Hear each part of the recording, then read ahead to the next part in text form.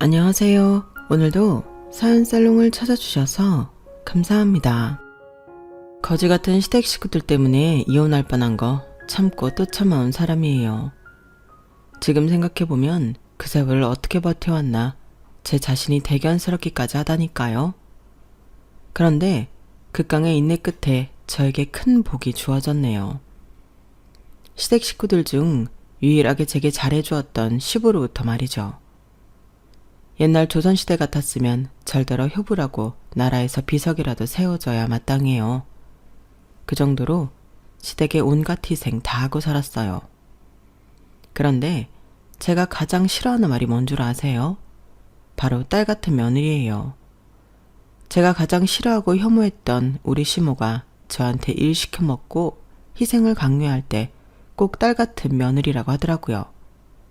참내, 딸은 무슨...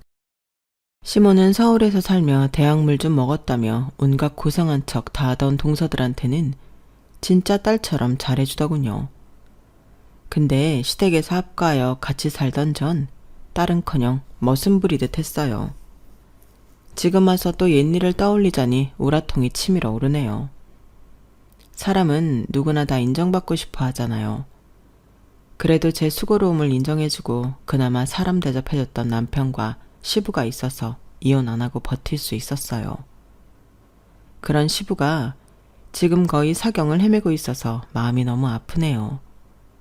돈이고 뭐고 내가 의지했던 어른이 이 세상을 떠날 것만 같은 게 공포스럽기까지 합니다. 한평생 벼농사 짓고 소처럼 일만 하며 고생한 시부인데 고 하나 다름없던 절 딸처럼 대해준 착한 시부가 너무 불쌍하게 느껴져요.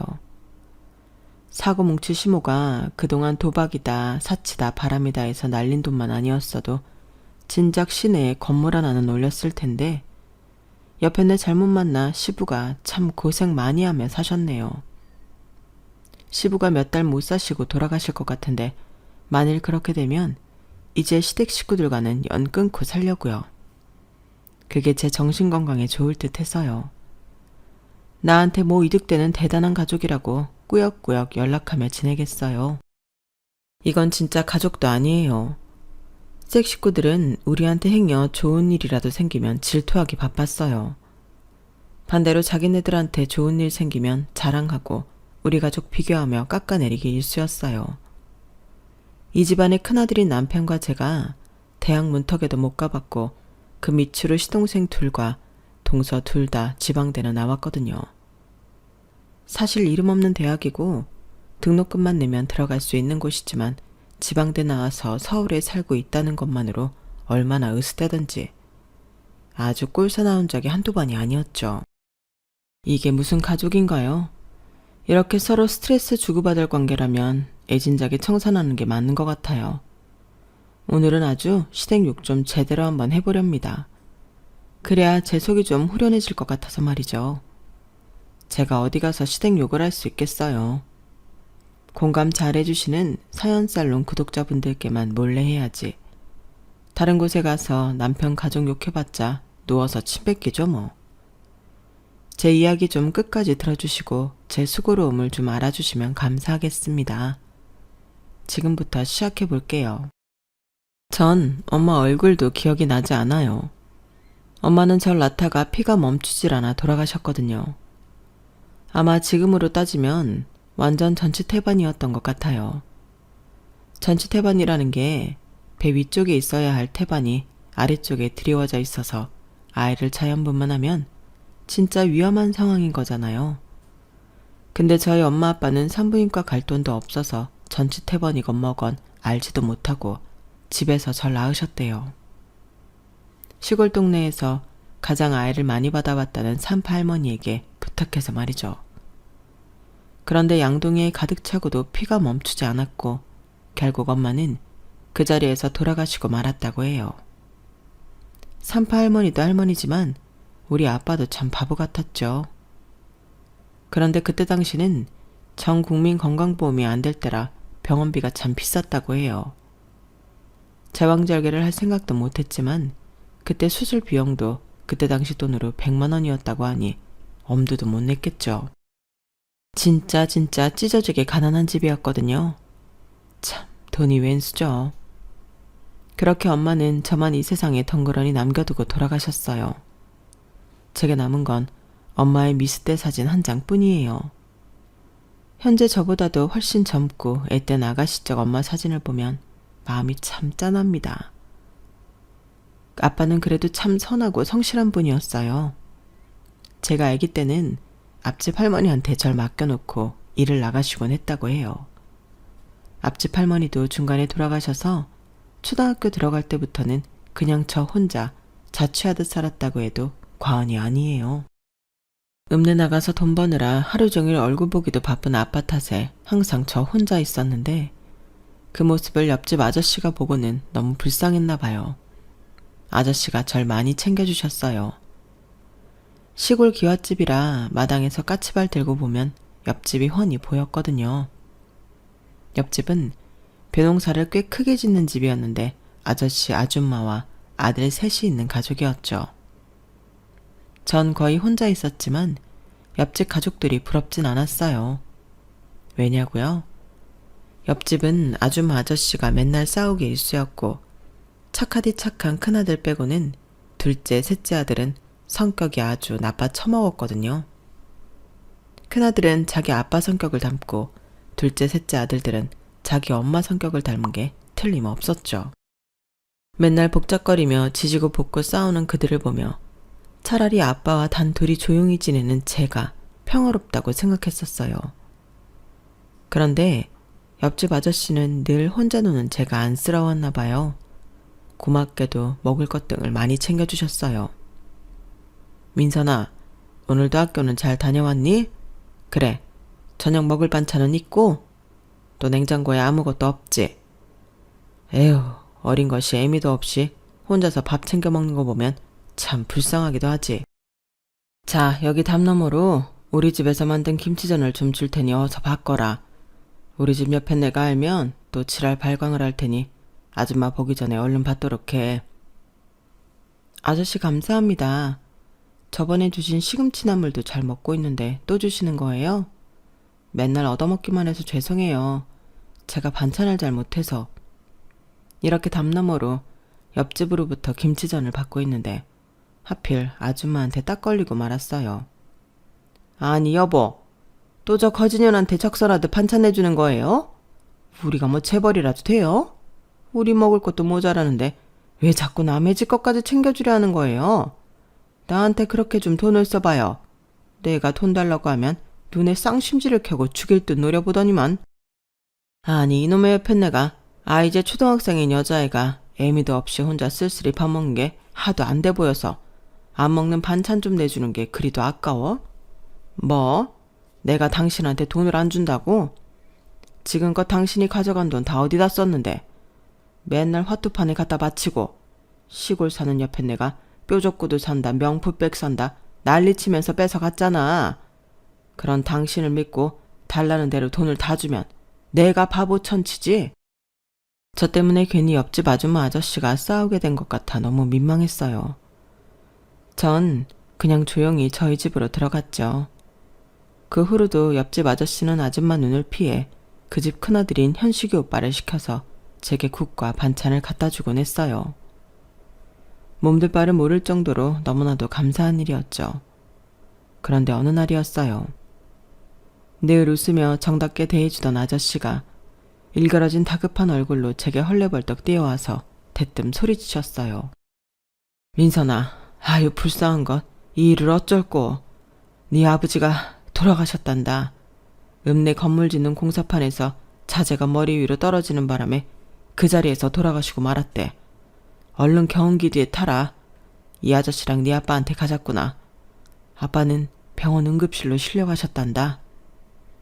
전 슬퍼할 겨를도 없이 상황 파악도 제대로 안 된 채 아저씨가 모는 경운기에 올라탔어요. 너무 놀란 제 옆에 현식 오빠가 제 손을 꼭 잡아주면서 함께 타고 병원으로 갔죠. 민선아, 너무 충격받지 말어. 이 오빠도 아직 중학생밖에 안 돼서 세상살이 아무것도 모르지만 사람이 살다 보면 별별 일이 다 있는 거니까. 설사 네가 혼자 되더라도 우리 집이 바로 옆집이니까 최대한 도와줄 테니 걱정 말어. 초등학교 6학년과 중학생의 대화치고는 참 성숙하죠. 그만큼 진중하고 착했던 현식 오빠만 믿고 응급실에 도착했어요. 처참한 아빠의 마지막 모습까지 확인했죠. 내 곁에 현식 오빠와 아저씨가 있었기에 가능했을 거예요. 아니면 겁 많고 어린 제가 아빠의 시신을 확인할 수 있었겠어요? 그런데 사실 그 다음부터는 기억이 잘 나지 않아요. 얼마나 충격을 받았던지 아빠의 처참한 모습을 보고는 쓰러지고 말았다고 하네요. 눈을 떠보니 이미 며칠이 지나 있었어요. 물론 아빠 돌아가시기 전에도 워낙 바쁘셔서 저 혼자 자취하는 거나 다름없었지만 이 세상에 나 혼자밖에 없다고 생각하니 두려움이 엄습했어요. 절 아는 어른들은 죄다 고아원에 가라고 권유하셨어요. 거의 등 떠밀다시피 말이죠. 하지만 아빠와 함께 살던 이 집이 있는데 고아원에 들어가 모르는 사람들과 살긴 싫더라고요. 다행히 아빠가 알뜰살뜰 모아놓은 현금으로 최소한의 생활은 유지할 수 있었어요. 옆집 아저씨와 현식 오빠는 그 전보다 훨씬 더 자주 도움을 주셨어요.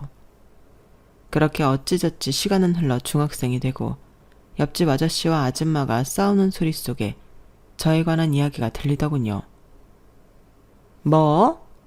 저 고아가 된 저기 집애를 양녀로 들이자고요? 거지 같은 애를 왜 양녀로 들여서 우리 돈 들게 만들어요? 고아가 됐으면 순순히 고아원이나 들어갈 것이지. 뭐하러 혼자 버팅기길. 절대 안 돼요. 내 눈에 흙이 들어가기 전까진 절대로. 아, 우리 집에 아들만 셋이니 막내딸로 들이면 좀 좋아. 민선이도 워낙 착하고 하니 나중에 커서 우리한테 효도하지 않겠어. 아유, 참 답답한 옆에네 같으니라고. 아마 옆집 아저씨가 절 양녀로 들이려다가 아줌마의 반대에 부딪힌 것 같더라고요. 양녀는커녕 제게 침이나 안 뱉으면 다행인 아줌마였으니 그 아줌마의 양녀가 되긴 저도 싫더라고요. 다만 항상 마음을 써주시는 아저씨께는 참 감사했어요. 옆집에 살면서 제 경제 상황을 훤히 알았기에 하셨던 생각이었을 거예요. 아빠가 모아놓은 현금은 점점 바닥을 보이고 있었고 중학생이 된 저는 대체 무슨 일을 잡아서 돈을 어떻게 벌어야 하는지도 잘 몰라서 당황하고 있었거든요. 그래서 전 자퇴를 결심했어요. 현식 오빠에게만 살짝 제 자퇴 생각을 털어놓았는데 그게 옆집 아저씨 귀에 들어갔나 보더라고요. 아저씨는 절 불러 말씀하셨어요. 민선아, 너 중학교를 그만둘 생각을 하고 있다고? 그건 절대 안 된다. 대학은 몰라도 최소한 고등학교까지는 졸업해야지. 너 돈 때문에 그러지? 앞으로 학교 후 짬날 때마다 아저씨 벼농서 짓는 거 돕도록 해라. 그럼 내가 일삭슬 아주 두둑해 줄 테니 아마 그 돈으로 학교 다니며 생활할 수 있을 거야. 처음으로 단호하게 말씀하시는 아저씨의 말에 네 하고 대답할 수밖에 없었어요. 그 다음부터 정말 제가 벼농사를 도울 때면 용돈을 아주 두둑해 주셨어요. 그 돈으로 자퇴 안 하고 필요한 학용품까지 싸며 저 혼자 생활할 수 있었어요. 너무 감사한 일이었죠. 저와 몇 살 차이 안 나는 현식 오빠도 자기 아버지 농사일을 함께 도우고 있었어요. 덕분에 오빠와 붙어 있을 수 있는 시간이 길어졌고 자연스레 정이 들게 되었어요. 아저씨의 좋은 성품을 닮아 현식 오빠도 참 좋은 사람이었거든요. 공부에 취미가 없던 현식 오빠는 일찌감치 본인 아버지에게 본격적으로 농사일을 배우고 있었어요. 그 밑에 두 아들들은 벼농사 짓는 곳엔 얼씬도 하지 않더군요.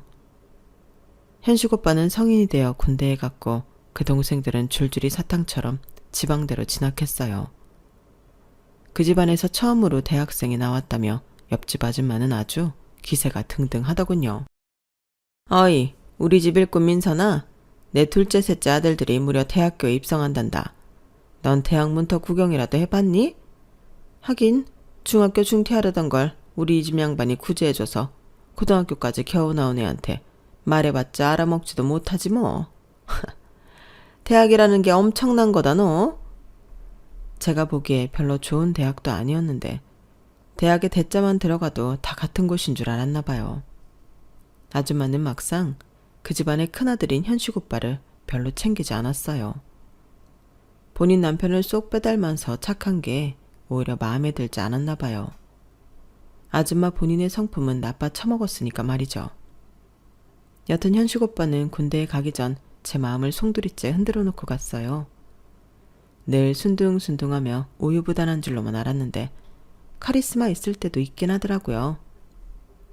민선아, 대한민국 남아로서 국방의 의무를 다하고 올 테니 어디 가지 말고 딱 기다려. 알았지? 갔다 오면 바로 결혼해서 우리 아버지 밑에서 벼농사 기술 익혀서 벌어먹고 살자. 내가 농사로 최대한 돈 벌 수 있도록 군대에서 잘 궁리해서 나올 테니까 앞으로 나만 믿고 살아가면 돼. 너도 나 좋잖아. 나도 너 좋으니까 아주 조금만, 진짜 조금만 기다려줘. 알았지? 이렇게 선포하고 저를 아주 꽉 껴안았어요. 제 심장이 터져버리는 줄 알았죠. 그 전까지 손 한 번 안 잡아본 사이였는데 결혼을 얘기하니 깜짝 놀라긴 했지만 사실 뛸 듯이 기뻤어요. 군대 정도야 10번이고 더 기다릴 수 있었어요. 날 다시 가족으로 받아준다는 현식 오빠가 있었으니까요. 약속대로 우리는 오빠가 제대하자마자 까까머리 상태로 결혼식을 올리고 저희 집에서 신혼생활을 시작했어요. 다 쓰러져가는 집이었지만 신혼이었기에 우리 둘 누울 공간만 있어도 행복했어요. 시댁과는 바로 옆집이었기에 거의 합가나 다름없었어요. 저희 부부와 옆집 아저씨였던 시부는 저희를 참 예뻐하고 지지해 주셨지만 시모와 시동생들은 왜 이렇게 우릴 못살게 굴던지 지금 생각해도 한숨만 나오네요. 야 며느리야, 너 애기 늦게 가져라. 네가 우리 집 일꾼인데 애 낳고 애 본다는 핑계로 괜히 일 덜하고 그러면 우리 집 손해지. 네가 낳은 애가 뭐 이쁘길 하겠냐, 똑똑하길 하겠냐. 한 30 중반에나 하나 정도 낳든지 말든지. 아니 어머님, 무슨 말씀을 그리 기분 나쁘게 하세요. 저야 그렇다 치지만 왜 큰아들인 현식 오빠만 맨날 차별하면서 안 챙기시는 건데요. 그놈의 대학이 뭐길래 대학 나온 도련님들만 애지중지하시는 거예요? 참네. 아이는 저희가 알아서 가질게요. 우리가 뭐 이 집 노예예요? 아우 얄미워. 저런 년을 며느리로 들이는 게 아니었는데. 전 결혼한 지 얼마 안 된 새댁이었어도 시댁 식구들과 옆집에 딱 붙어 계속 봐온 사이였기에 얄미운 시모한테도 할 말은 다 하고 살았어요. 그렇지 않아도 냉기가 흐르던 시모와의 사이가 더욱 악화되는 사건이 벌어지고 말았어요. 시모는 언제나 시댁 내의 최대 사고뭉치였어요.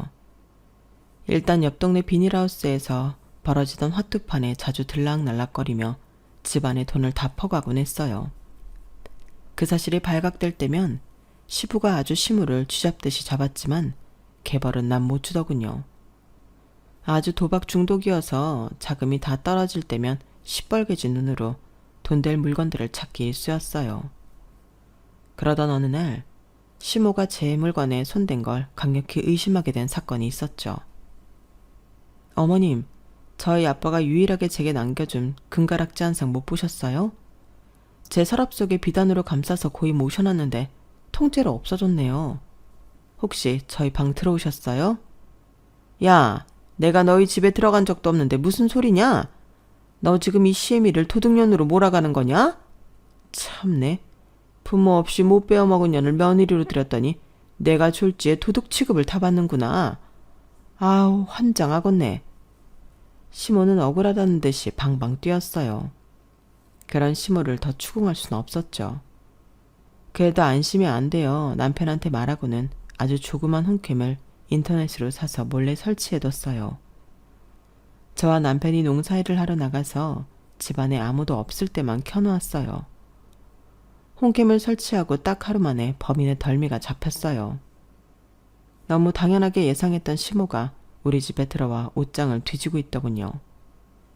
저와 남편이 벼농사 일에서 시부로부터 받은 현금을 모아놓은 돈통에 손을 대고 있었어요. 하도 어이가 없어서 캠 화면을 시모한테 보여주며 따졌어요. 저보다 남편이 더 열을 내더군요. 아니 엄마, 훔쳐갈 사람이 따로 있지 큰아들 부부 돈에 손을 대요. 아빠가 생활비 따로 드리잖아요. 그거 다 어디에 쓰고 이 돈은 뭐하게요. 화투판에 갖다 버리려는 거예요, 또? 벌써 수십 년째잖아요. 그 벌은 못 고치는 거예요?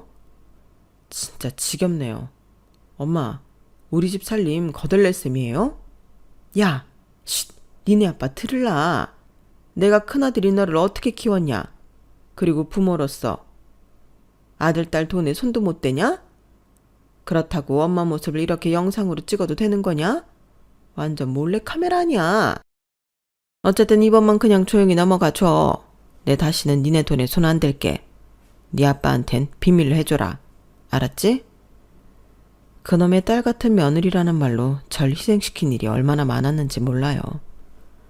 정작 며느리인 전 시모를 엄마같이 생각지도 않는데 맨날 고된 일 시킬 때나 자기가 불리할 때만 딸 같은 며느리라고 하더군요.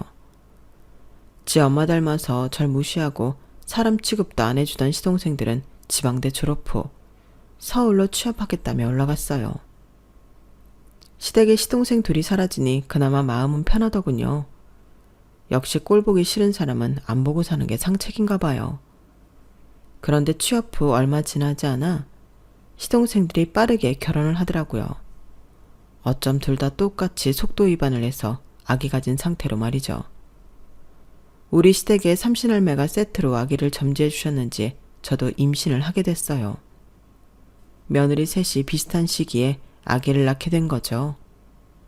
시모는 대학 나온 동서들과 가방끈 짧은 저를 비료하며 저만 깎아내리기 바빴어요. 넌 뭐하러 아기 낳고 산후조리원 들어가려고 하니? 너 산부인과에서 딸이라고 했다며. 하나도 쓰잘데기 없는 딸 낳는 주제에 뭐? 2주에 99만 원짜리 산후조리원에 들어가? 게다가 너 닮았으면 뭐 머리도 안 좋을 텐데 낳아봤자 본전도 못 찾을 딸내미를 뭐하러 비싸게 낳냐? 산후조리원은 택도 없다. 어머님이나 저나 여자 아니에요? 우리는 태어날 가치도 없는 존재인가요? 요즘은 딸이 더 인기 많은 세상이에요.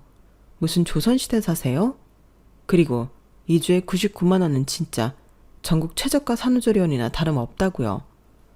남편이 오케이한 상황인데 왜 굳이 못 가게 하시는 거예요? 동서들은 서울에서 380만 원짜리 400만 원짜리 조리원 들어간다는데 어머님도 다 아시고 동서들한테 조리 잘하라고 전화 넣으셨잖아요. 왜 저만 맨날 찬밥 신세냐고요? 야, 걔네들은 대학 나와서 서울에서 사는 애들인데 시골 촌뜨기인 너랑 같냐? 잔말 말고 얼른 애 낳고 벼농사 일이나 도울 생각해라. 엄청 화나더라고요. 동서들이 명문대 나와서 좋은 곳에 취직한 것도 아니고 이름 없는 대학 나와서 서울에서 살며 전업주부하고 있었거든요. 임신한 몸으로 뼈 빠지게 벼농사 짓고 매일 고된 노동하며 돈 버는 제가 왜 그런 부당한 대우를 받아야 하는지 모르겠더라고요. 전 시모의 말 따위 무시하고 시부와 남편의 지지 속에 딸아이를 무사히 낳았고 조리원에서 2주간 조리도 마쳤어요. 99만 원짜리였기에 시설이 좋진 않았지만 그래도 아이 낳고 허리라도 펼 수 있는 유일한 시간이었죠. 시부는 어렸을 때부터 절 진짜 딸처럼 여겨준 분이었기에 며느리가 되고도 일을 많이 시키진 않았어요. 그런데 전 원래 책임감이 투철한 편이고 감사한 시부에게 뭔가 도움이 되고픈 저는 자진해서 벼농사에 열심이었죠. 그게 제가 받았던 은혜를 갚는 길이라고 생각했거든요. 그런 고마운 시부의 건강에 적신호가 켜졌어요. 원래도 신장이 안 좋았었는데 농사일이 바빠 건강을 제대로 챙기지 못한 탓에 점점 악화되고 만 거였죠. 급기야는 몸이 퉁퉁 붓고 통증이 너무 심해져서 쓰러지기까지 했어요. 그제서야 큰 병원 가서 검사를 받아봤죠. 남에게 부탁도 잘 못하던 시부는 아주 어렵게 가족들을 모아놓고 간청을 했어요. 얘들아, 내가 병원을 가봤더니 신장 이식을 하지 않고서는 내 건강이 많이 위험한가 보더라고. 정말 미안하지만 검사만이라도 한 번씩 받아봐 주겠니? 이런 부탁하기가 애비로서 참 면목이 없구나. 마치 뭐 죄지은 사람 마냥 부탁하는 시부의 모습이 애처로웠어요. 가족 모두는 자이든 타이든 다 신장 이식, 적합 여부 검사를 받았고 결과는 정말 공교로웠어요. 큰며느리 인차와 시동생 둘이 적합 판정을 받았죠. 시모는 본인이 부적합 판정을 받은 거에 대해 매우 안도하며 기뻐하더군요. 아, 말년에 남편한테 신장 뗄 뻔했네 그려? 얘 며느리야, 우리 둘째 셋째 아들들은 서울에서 큰일 해야 하니 별일 안 하는 네가 시아버지한테 신장 떼드려야 옳지 않겠니? 시모의 말 본새도 화딱지가 났는데 시동생들은 더하더군요. 형수, 우리 엄마 말이 백반천번 옳아요. 우린 직장 나가서 돈 벌어야 하잖아요. 괜히 우리 아빠한테 신장 떼줘서 나 어떻게 돼버리면 우리 가정은 파탄나는 거예요. 그러니 집에서 노는 형수가 우리 아빠 신장 이식 도와드리는 게 맞는 것 같아요. 뭐라고요? 도련님, 전 뭐 집에서 놀아요? 배농사 한 번이라도 지어봤어요? 어렸을 때부터 자기 부모님 일 한 번도 도와드리지 않았잖아요.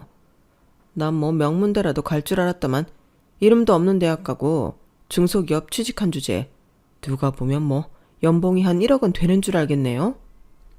도련님네 가족만 중요하고 큰형 가족은 가족도 아니에요? 우리도 똑같이 애 낳고 난 벼농사 일까지 하고 있다고요. 왜 피 섞인 아들들이 신장 이식 안 해드리고 내가 해드려야 하는 건데요? 왜요? 전 너무 화가 나서 눈물이 다 나더라고요. 그 자리에 시부가 없었기에 다행이었지. 만일 이 대화를 들었다면 모두에게 실망했을 거예요. 특히 자기 아빠 신장 떼주기 싫다던 두 시동생들을 보면 어떤 기분이 들었을까요? 물론 시부는 시모한테 들어서 간접적으로 돌아가는 상황을 다 알고 있었을 거예요. 비참한 마음이었겠죠. 전 오기가 생겨서 저에게 신장 이식을 관여하는 시댁 식구들만 생각하면 절대 해주고 싶지 않았어요. 속으로 갈등이 많이 되더군요. 하지만 부모님 다 돌아가신 저를 입양까지 생각하며 진짜 친딸처럼 대해주신 시부의 건강이 악화되고 있다고 생각하니 마음이 찢어졌어요. 전 남편과 상의 후 중대한 결정을 내렸어요. 바로 시부에게 달려가 말씀드렸죠. 아버님, 제가 신장 떼어드릴게요. 절 어릴 적부터 저를 딸처럼 걷어주신 아버님한테 아까운 게 뭐가 있겠어요. 이거 희생이라고 생각하지 않아요. 아버님 오래 사실 수만 있다면 뭔들 못하겠어요. 제 말을 들은 시부는 펑펑 울더군요. 시부가 그렇게 서럽게 우는 건 처음 봤어요. 민선아, 내 너를 진짜 딸처럼 여기고 있다만 이렇게까지 날 위해 큰 결심을 해줄 줄은 몰랐다. 둘째, 셋째 아들놈들이 다 싫다고 내뺀 거 내 모르는 거 아니다. 정말로 너무 미안하고 면목이 없다. 다 늙어서 생명 더 연장하겠다고 이렇게까지 하는 게 옳은 일인지도 잘 모르겠다. 아버님께서 그렇게 우시니 저도 눈물이 나네요. 그런데 아버님, 또 한 가지 드릴 말씀이 있어요. 이곳은 하도 시골 골짜기라 우리 딸 소라가 걸어서 다닐 만한 유치원도 없고 하니 앞으로 시내로 나가서 살려고 해요. 안 그래도 저희 집 너무 오래되고 좁은 집이라 비세고 눈세고 난리도 아니거든요. 돈은 그동안 모아놓은 것과 대출로 해결하려고 해요. 소라 아빠도 시내에서 할 수 있는 일을 찾고 있어요. 워낙 성실하고 착한 사람이니 어떻게든 되겠죠 뭐. 그렇게 눈물바람을 하고 몇 주 후 시부에게 신장 한쪽을 떼어드리는 대수술을 했어요. 현재 살던 곳에서 충분히 휴식을 취한 후 계획대로 시내로 나가서 따로 살게 됐어요. 남편이 트럭 운전을 기가 막히게 잘했기 때문에 인쇄업체 배달 전문기사로 취직이 되었어요. 시내에 집은 어떻게 구했냐고요? 저희는 부족한 돈을 대출로 해결하려 했는데 고맙게도 시부가 목돈을 준비해 주셨어요. 그 돈으로 무려 27평 아파트에 전세로 들어갈 수 있게 되었죠. 정말 꿈만 같았어요. 방 3개에 화장실 2개나 되는 집이라니. 소라와 저희 부부 이렇게 세 식구가 살기에는 대궐같이 느껴졌죠. 저희가 분가하는 과정에서 시모가 어찌나 들깨처럼 헐뜯고 물어뜯었는지 몰라요. 근데 그 이유가 다 뭔지 아세요? 일 시켜먹을 큰 며느리가 없어진다는 게 시모의 가장 큰 불만이었어요. 아유, 이 나쁜 년놈들이 늙은 노모와 아버지를 버리고 기어코 따로 나가 산다는구나. 니네가 우리 부부를 버리고 잘 먹고 잘 살 것 같으냐? 그럼 이 집 살림은 다 누가 하냐? 다 늙어서 온 뼈마디가 다 아픈 내가 하리? 아님 신장 이식 받고도 저렇게 골골대는 네 시아버지가 하리? 넌 진짜로 독한 년이로구나. 그러니까 애미애비 없이도 이렇게 잘 먹고 잘 살아왔지. 썩을년. 전 너무 화가 나서 그동안 속에 썩혀왔던 말들을 시모한테 다 내뱉어버렸어요. 어머님, 난 이 집에 시집와서 지금껏 노예처럼 일 다 하고 살림 다 하고 살았어요. 옆집에 살았지만 담장 맞대고 살았으니 시댁살이 하는 것과 마찬가지였다고요. 어머님께서 화투 친다 콜라텍 다닌다 하면서 밖으로 만들 때 이 집 살림 누가 다 했나요? 그런 절 보고 따뜻한 말 한마디 해준 적 있나요? 맨날 가방끈 짧다, 돈 한 푼 없는 고 하나 다름없는 애를 큰 며느리로 들었다면서 무시하기 일쑤였죠. 그러는 어머님은 뭐 얼마나 상류층이고 많이 배웠어요? 나 더 이상은 이렇게 못 살겠어요. 우리 딸은 나 같은 대접 안 받게 피아노도 가르치고 영어도 가르치면서 공주님처럼 키울 거예요. 나도 시내 나가서 번듯한 아파트 한번 살아보자고요. 그렇게 내지르고 분가를 했어요. 그런데 그게 시모한테 하는 마지막 말이 될 줄은 꿈에도 몰랐어요. 너무도 건강했던 시모는 그 후에도 주구장창 비닐하우스에서 열리는 도박판을 전전했어요. 답답할 정도로 착한 시부가 이혼만은 안 할 거라는 확신이 있었던지 시모는 나이 들수록 더 막 살더라고요. 일주일 후 시모는 그토록 좋아하던 화투판에서 화투장을 껴안고 심장마비로 그 자리에서 쓰러져 돌아가셨다고 하더군요. 차라리 화투장 껴안고 있을 시간에 논이나 들에라도 나가 뜀박질이라도 해서 건강관리나 할 것이지 부질없는 도박만 하다가 저 세상으로 가버렸죠. 시모의 장례식장에서 동서들은 한쪽 구석에서 손톱 손질이나 하고 앉아있고 잠이나 쳐 자더군요. 그래도 가족이 죽었는데 화장은 또 왜 이리 귀신같이 허옇게 하고 마스카라까지 쳐 바르고 앉아있던지 너무 꼴보기 싫었어요. 큰형님으로서 이빠른 소리 좀 했죠. 둘째 동서 그리고 막내 동서 무슨 안진뱅이라도 된 거야? 나만 며느리야? 얼른 일어서서 조문객이라도 제대로 맞으라고. 뚫린 입이라고 동서들은 투덜대며 반항이 됐어요. 특히 어린 막내 동서가 더 싸가지가 바가지더군요. 형님, 어디다 대고 함부로 이래라 저래라 하는 거예요. 나이도 저랑 동갑이면서 진짜로 형님 대접이라도 받고 싶은 건가? 고졸한테 갑질당하려니 참내 가짜나서 정말. 아, 나 피곤하고 우리 아이도 피곤해서 그만 서울로 올라가야겠어요. 남은 장례는 애기 아빠가 뭐 알아서 하겠죠. 전 이만 갑니다. 막내 동서가 아이 데리고 서울로 가버리니 둘째 동서도 눈치 보다가 슬금슬금 내빼더라고요. 화가 머리 끝까지 났지만 장례식장에서 더 이상 큰 소리 낼 수 없어서 보내버렸어요. 시부는 신장 수술 이후로 어찌된 일인지 100% 컨디션을 회복하지 못하고 이빨 빠진 호랑이처럼 맥을 못 추고 있었어요. 그런 상황에서 시모가 죽고 가족들 간에 큰 소리까지 나자 이 모습을 지켜보면서도 동서들을 혼내지 못하더라고요. 제게 다가와 이런 말씀만 전할 뿐이었죠. 큰며느리야, 아래 동서들이 저렇게 큰형님을 대접 안 해주고 서울로 내빼버려서 네가 많이 속상하지?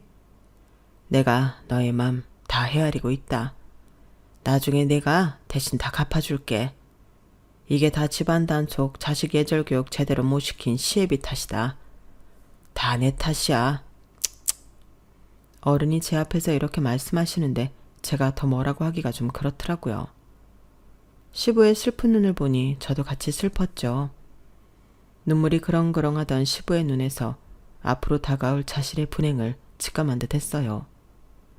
시모가 돌아가시고 난 뒤 얼마 지나지 않아 심장이 덜컥 내려앉는 전화 한 통이 왔어요. 김매철 씨 가족 되십니까? 농사 짓다가 쓰러지셔서 현재 병원으로 이송 중입니다. 얼른 병원으로 와주시겠습니까? 김해철은 바로 우리 시부의 이름이었어요. 저와 남편은 우리 딸 소라를 한 동네 지인에게 잠깐 맡기고 총알 택시를 타고 병원으로 향했어요. 다행히 시부는 얼마 지나지 않아 의식이 돌아왔고 몸은 축 처졌지만 말도 할 수 있었어요. 저와 남편은 혹시나 하는 마음에 시동생들과 동서들에게 시부의 입원 소식을 알렸어요. 전화는 안 받더니 카톡 답장은 하긴 하더군요. 그 대답은 가관이었지만요. 뭐 아버님이 돌아가시기라도 했어요. 저희 바빠요. 형님은 서울 안 살아봐서 잘 모르겠지만 서울살이가 얼마나 바쁜지 눈코 뜰 새 없다고요. 아버님 죽으면 장례식에서나 불러주세요. 정말 어이없는 답장이죠. 시동생이나 동서나 싸가지 없는 사람들끼리 결혼한 게 틀림없더군요. 하긴 그러니 자기 아버지 신장으로 죽을 고비 넘기고 있을 때도 신장 못 떼어주겠다고 저에게 떠밀었겠죠. 하여튼 사람이 아닌 족속들이었어요. 저와 남편이 열받아서 씩씩대고 있을 때 시부가 저희 부부를 조용히 불렀어요. 내가 네 엄마 죽고 논이며 밭이며 싹 다 정리하고 소일거리로 벼농사 지을 땅만 남겨놓은 거다.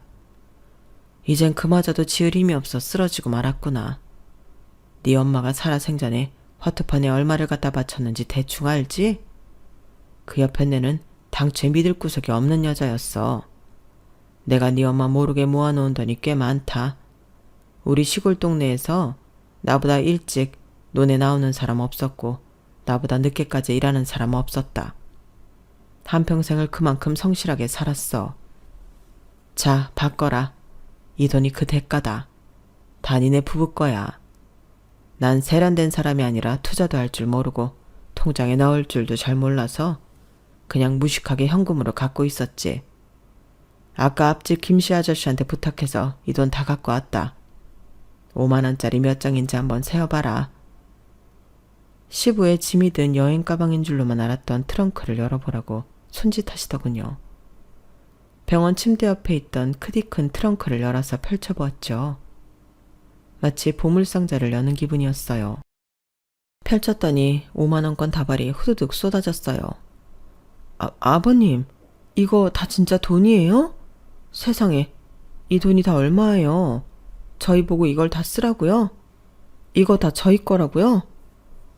무섭네요. 너무 많은 돈이라서. 시부는 껄껄 웃으며 얼른 세보라고 재촉했어요. 저희 부부는 어리벙벙한 표정으로 그 돈을 찬찬히 다 세어봤어요. 총 금액은 무려 7억 4천만 원이었어요. 시부가 본인을 아무것도 모르는 무식한 사람이라고 했지만 아니었어요. 정부에서 농촌에 기술과 판로 개척을 위한 지원을 많이 해줬는데 꼼꼼하게 다 듣고는 그대로 적용해서 벌어들인 수익이 엄청났더군요. 시부가 맨날 돈 없다고 했던 건 다 시모가 도박판에 가져갈까봐 숨겼던 거였어요. 시부는 웃으면서 저희에게 한 가지 일을 시켰어요. 민서나 현씨가 이제 니네를 괴롭히고 깔봤던 네 동생네 애들을 골려줄 시간이 왔구나. 자, 이 돈을 다 펼쳐서 내 병실 침대에 쫙 깔고 사진 찍어 걔들한테 다 전송해라. 다들 아마 1시간 안에 도착할 거다. 전 시부가 시키는 그대로 다 했어요. 동서들한테 카톡으로 사진 딱 한 장을 보냈죠. 그랬더니 시부가 말한 대로 두 팀 다 1시간 안에 병실에 도착하더군요. 맨발에 쓰레빠 신고 말이죠. 형님, 이 돈 다 뭐예요? 이 돈들 다 어디서 난 거냐고요? 5만 원 뭉치가 왜 이렇게 많아요? 이거 다 누구 거예요? 이 돈? 돈 사진 보냈더니 바로 튀어온 거야? 대단한 애들. 그동안 맨날 서울에서 여기까지 오래 걸린다고 코빼기도 안 비치더니 그나저나 이 돈이 얼마인지 궁금하지? 총 7억 4천만 원이더라고. 아버님께서 이 돈 우리 부부 다 가지래. 부럽지? 7억 4천이요?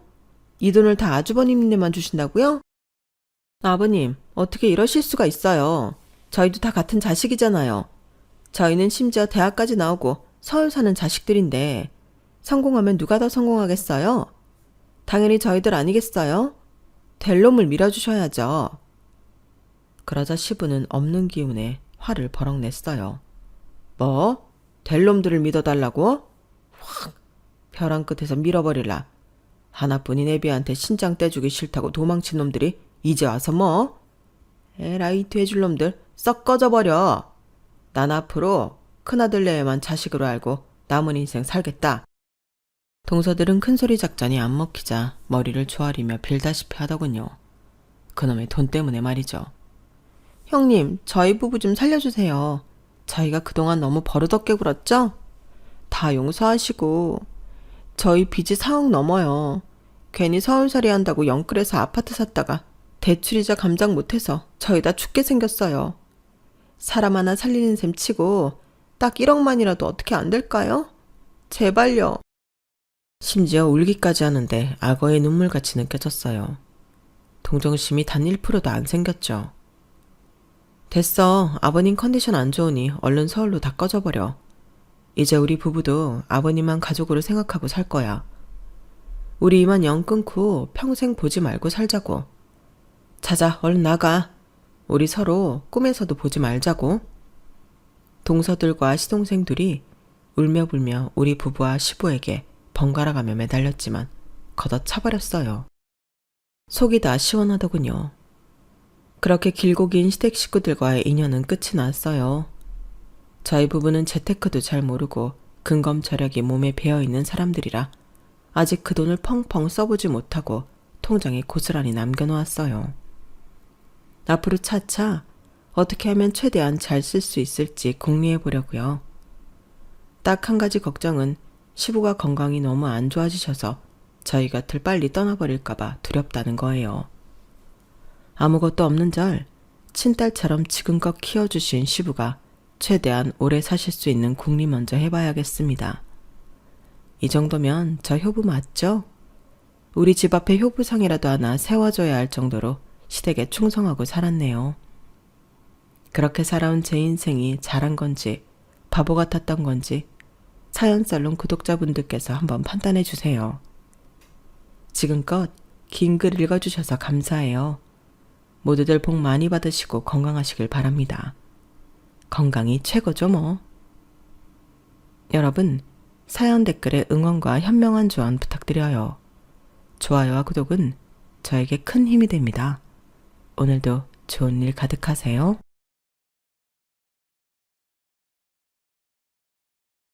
안녕하세요. 오늘도 사연살롱을 찾아주셔서 감사합니다. 저는 시댁에서 한을 품었다가 저의 선행으로 인한 인연으로 시원하게 복수를 한 30대 여성입니다. 저는 2년 전 합의 이혼을 통해 시댁과 결별을 했는데요. 하지만 그렇다고 속이 시원하진 않았어요. 오히려 제겐 억울함과 한이 있었죠. 여자가 한을 품으면 여름에도 서리가 내린다는 말 들어보셨나요? 그 말처럼 제 서리는 한여름의 장마처럼 끈질기고 길었어요. 게다가 시어머니는 이혼 후 제게 끊임없이 저주를 퍼붓는 문자를 보내곤 했거든요. 어줍지 않은 애가 우리 집으로 시집을 와서 우리 아들 인생을 망쳤구나. 우리 아들 이혼남 만들어 놓고 네가 행복할 수 있을 것 같냐? 속 좁은 인간이 잘 되는 법 못 봤다. 넌 분명 망할 거다.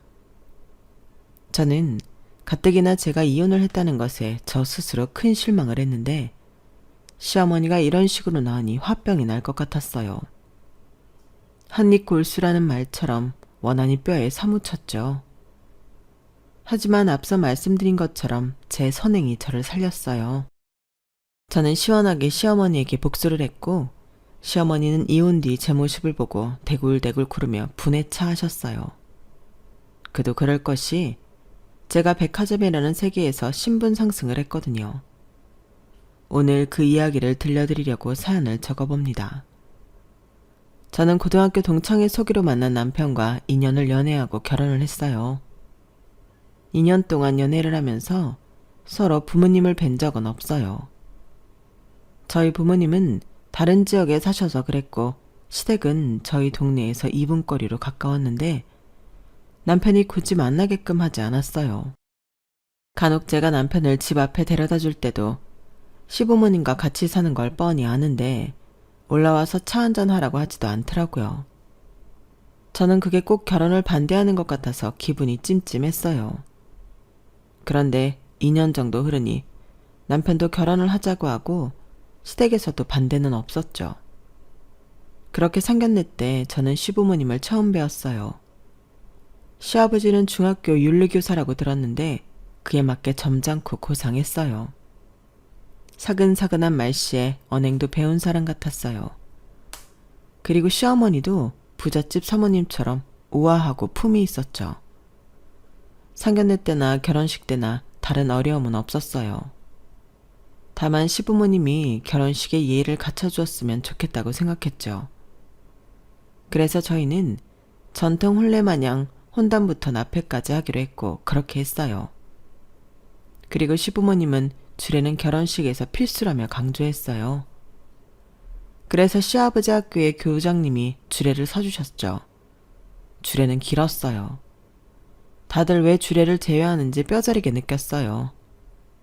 그리고 웨딩드레스를 저희 부부는 특이하게 시어머니와 함께 보러 다녔는데 시어머니는 노출이 없는 고상한 디자인만 추천하셨고 다른 디자인에는 핀잔만 주셔서 시어머니가 원하는 디자인으로 단 한 번뿐인 결혼식을 진행할 수밖에 없었어요.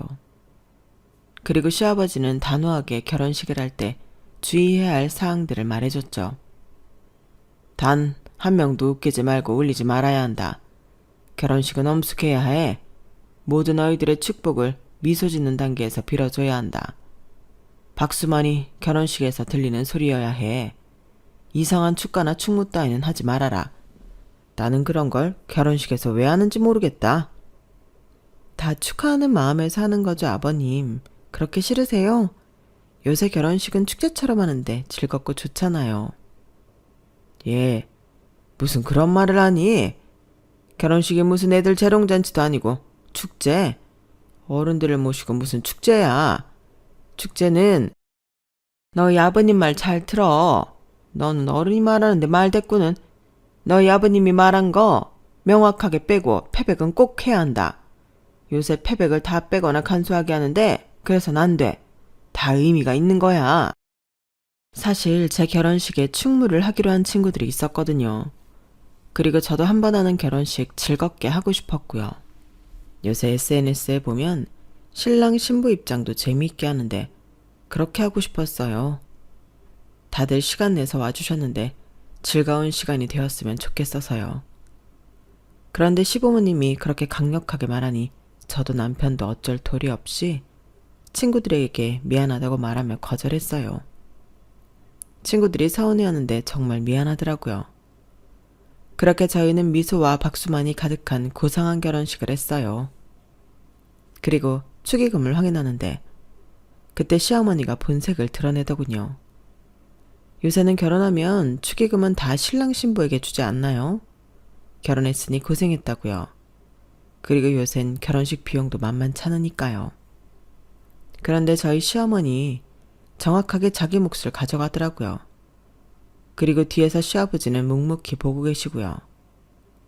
그때는 계산이 정확한가 보다 하고 말았는데 지금 생각해보면 그때 알아차렸어야 했어요. 시어머니의 본색을 말이에요. 사실 저희 시어머니 매우 이해타산적이고 염세주의예요. 시아버지가 중학교 교사, 교육공무원이라고 말씀드렸죠. 그리고 시어머니는 친정아버지가 시립미술관 운영위원이자 꽤 유명한 화가예요. 그리고 친정어머니는 땅 부자라나요? 그리고 친언니는 대를 이어 화가이고 미대 교수라고 하더라고요. 그런데 저희 시어머니 꼭 돈에 쪼들리는 사람처럼 돈돈거려요. 웃긴 게 뭔지 아세요? 시어머니는 자기 자식들에게, 그러니까 저희 남편과 시누이에게 매달 키워준 값을 받아요.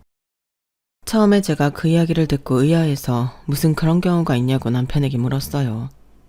왜냐하면 그게 무시할 만큼 적은 금액이 아니거든요. 키워준 값? 그런 게 어딨어. 솔직히 말해 자기가 태어나고 싶어서 태어난 것도 아니고, 안 그래? 나도 처음에는 그렇게 생각하긴 했는데 아이를 성인까지 키우는데 한두 푼 드는 것도 아니고 이동안 고생하셨으니까 용돈처럼 드리는 거야. 내가 내 월급으로 드릴 테니까 자기는 신경 쓰지 않아도 돼. 하지만 용돈은 별개였어요. 매년 명절이랑 생신, 어버이날에 드리는 용돈 말이에요. 그건 또 따로 드려야 했죠. 그래서 한 번은 제가 아이를 가질 계획이니 용돈을 조금 줄여도 되냐고 물었어요. 정말 큰 용기를 내서요. 어머님, 저 이제 슬슬 아이 가져볼까 하는데 어머님도 아시다시피 아이 키우는데 한두 푼 드는 게 아니잖아요. 그래서 어머님, 아버님 드리는 용돈 조금 줄여서 드려도 될까요? 아버님 아직 창창하게 버시잖아요. 은호가 그런 얘기도 너한테 하니? 이 애는 참, 부부 사이에도 굳이 말하지 않아야 하는 것들이 있는 건데 이건 너와 상관없는 일이야. 나랑 애들 아빠, 그리고 우리 애들에 대한 일이지. 그러니 넌 신경 쓸 필요도 이유도 없어. 그리고 네가 이런 식으로 말하는 거 보니 불만이 있는 모양인데 내가 애들 키움값 받겠다는데 그게 이상하니? 내가 쟤네들 키우는데 얼마나 많은 노력과 비용이 들었는 줄 알아? 넌 절대 모를 거다. 네 애를 가져도 모를 거야. 그리고 그것도 다 교육이다. 알긴 아니? 시어머니는 그런 얼토당토 않는 말을 했어요. 하지만 웃기잖아요. 자기 자식이 30이 넘었는데 무슨 교육이에요. 30이면 부모에게 교육 받을 시기는 아니지 않나요? 하지만 시어머니하고는 영 말이 안 통했어요. 속에 경일 끼었죠. 그리고 저희 시댁은 달에 1회 이상 저녁 식사를 하고 상반기와 하반기에 1회씩 여행을 가는 행사가 있었어요. 명절도 명절대로 챙기는데 참 행사가 많죠. 그걸 결혼한 뒤에 알게 되었는데 남편은 대수롭지 않게 생각하더라고요. 시댁 식구랑 친하면 좋은 거 아니냐면서요. 뭐 저도 시댁과 불편하게 지내는 것보다 낫겠다고 생각해서 처음엔 그런 마음으로 저녁 식사와 여행에 임했어요. 그런데 그럴 때마다 시부모님이 계산을 안 하더라고요. 말씀드렸지만 저희 시아버지는 중학교 교사고 나중엔 교장까지 되어요. 그리고 시어머니는 부잣집 딸이고요. 그런데 지갑 한 번 쉽게 열리지 않더군요. 모두 제 남편이 냈어요. 남편이 꼴의 오빠라고 시누이가 내는 꼴을 못 보더라고요. 그리고 그것뿐인 줄 아세요? 시어머니는 가끔 학교 사모님들과 티타임을 즐겼어요. 그런데 그럴 때면 꼭 저에게 전화를 하세요. 제가 퇴근할 때를 귀신같이 아시고 전화를 하죠. 네, 어머님, 오늘 모임 재미있으셨어요? 아, 아직 하고 있다. 너 퇴근했니? 퇴근했으면 이쪽으로 와라. 네가 일하는 백화점 근처에 있어. 그 전화를 받고 가면 시어머니가 상석에 앉아있고 테이블을 둘러 사모님들이 앉아있어요. 그리고 거기에 가면 저는 인사를 하고 다음엔 뭘 하는 줄 아세요? 아직 계산하지 않은 커피값을 계산해요. 시어머니는 지독하게 제가 내지 않을 수 없게 만들어요. 내 하나뿐인 며느리가 그대들을 위해 커피를 사러 귀한 걸음을 해줬어. 어쩜 이렇게 심성이 고운지. 내 사람들을 모두 자기 사람이라고 생각하는 애라니까? 그대들도 이런 며느리를 봐야 하는데 우리 봄이 너무 고마워. 어머, 오늘 또 왔어요? 정말 시어머니가 아니라 엄마처럼 챙기네. 난 아들도 없는데 부러워서 어쩌나? 배 아파서 커피 한 잔 더 마셔야겠네. 그래도 되죠? 그렇게 산 커피가 몇십 잔인지 모르겠어요. 정말 눈뜨고 코 베인 것 같다니까요. 그리고 더 환장할 노릇은 시어머니가 돌아오는 길에 사모님들 욕을 기가 막히게 한다는 거예요. 정말 귀가 다 아파요. 제가 시어머니가 염세주의자라고 했죠? 시어머니는 모든 것들을 부정적으로 봐요. 사모님들도 예외가 아니죠. 오늘 미정 씨는 명품 가방을 메고 왔더라. 너도 봤지? 그게 보기에는 안 그런데 1,000만 원짜리라대? 참 웃겨. 입은 매번 천박하게 놀려서는 그런 가방 매봤자 그 여자는 평생 나처럼 고상하질 못해. 안 그러니? 아, 그래요? 그게 1,000만 원이나 해요? 그래. 고작 교사 사모임 주제에 뭐가 된다고 그런 가방을 왜? 웃기지도 않아. 어차피 교장 사모는 나야 나. 나도 그런 가방을 안 매는데 어디서 예의 없이? 들어보니까 부모가 시장에서 생선 팔았다더라. 안 봐도 비디오지. 시어머니는 늘 사모들 뿐 아니라 사람들 앞에서 그들을 위하는 척, 고상한 척, 품위 있는 척 다 하면서 뒤에서는 저런 식으로 험담을 했어요. 제가 보기에 시어머니는 남들이 자기보다 잘나면 배 아파하는 탐욕스러운 구석이 있었어요. 저는 그런 시어머니 곁에서 저도 모르게 지쳐갔어요. 그래서 시어머니의 연락이 오면 두려웠고 가끔은 모르는 척 전화를 받지 않은 적도 있었어요. 하지만 모르는 척 전화를 받지 않으면 배로 고통스러웠죠. 시어머니가 저희 집으로 찾아왔거든요. 찾아와서 원래 같으면 집에 돌아오면서 할 이야기를 배로 늘려서 저에게 했죠. 그뿐만 아니라 그때는 집안일 참견부터 시작해서 냉장고를 열어보기도 하고 여기저기 청소를 제대로 했나 보기도 했어요. 그러니 전화를 받는 게 나았죠. 그러면 적어도 시어머니를 집에 내려다 주면 끝나는 일이니까요. 그러다 언제 한번 시어머니가 제게 명품 백을 사달라고 했어요.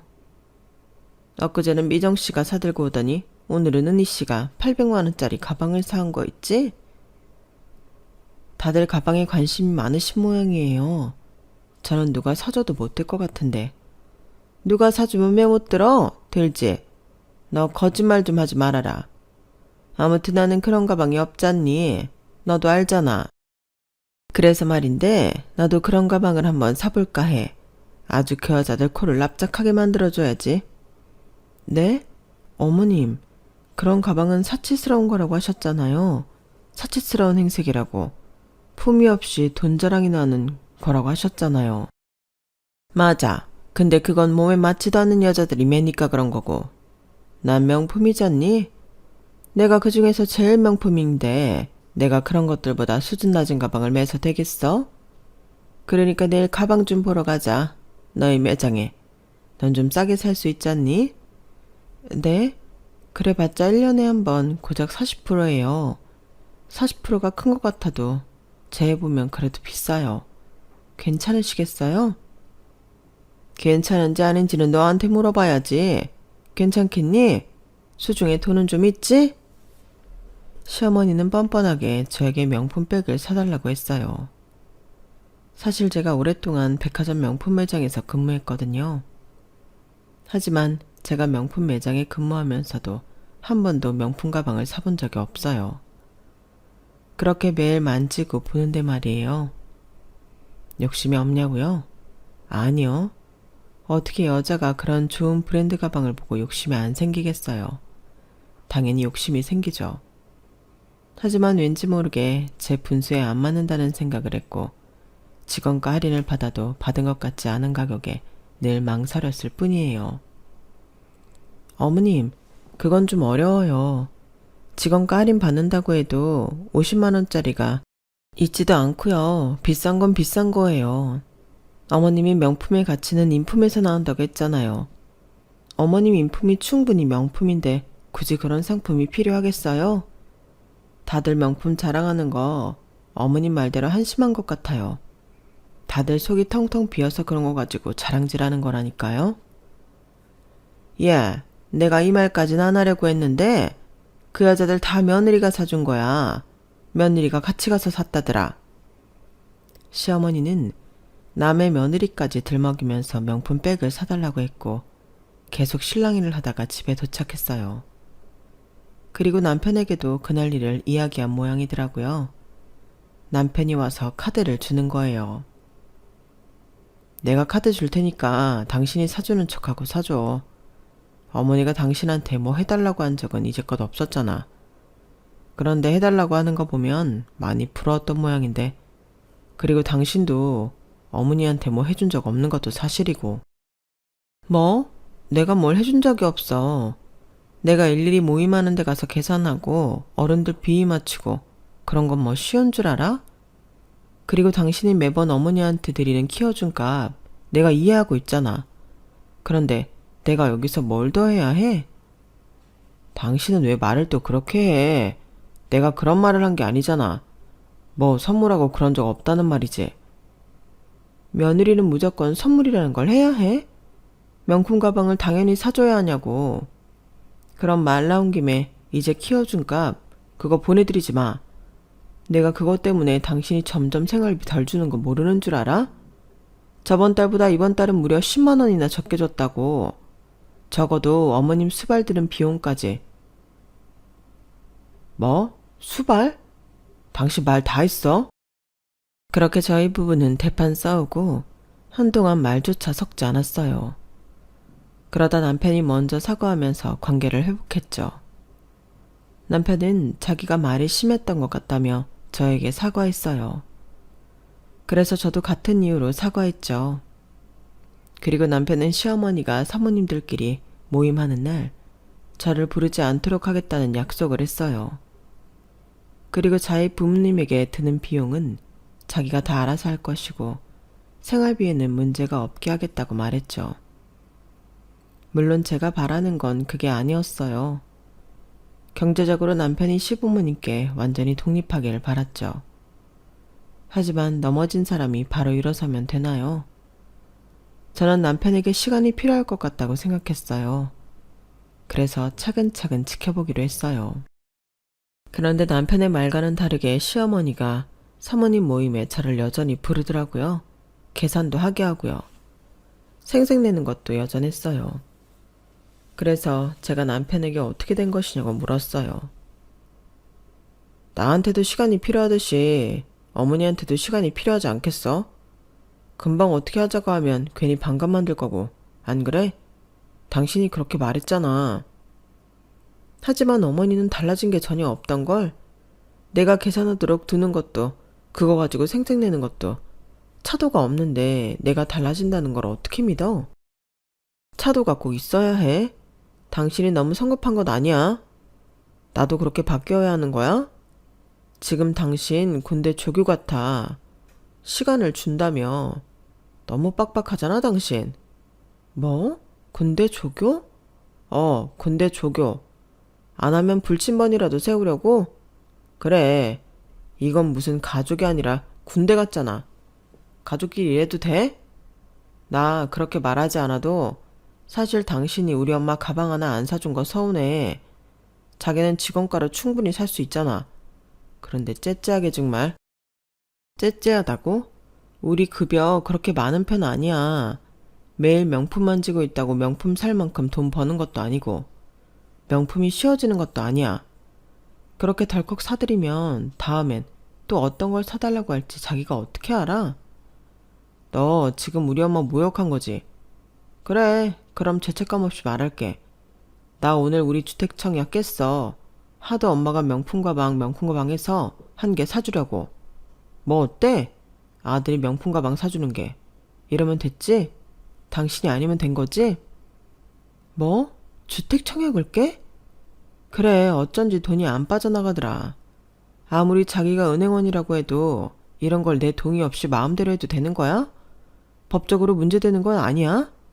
문제된다면 나 너 고소할 거야. 내가 그렇게 허술한 은행원으로 보여?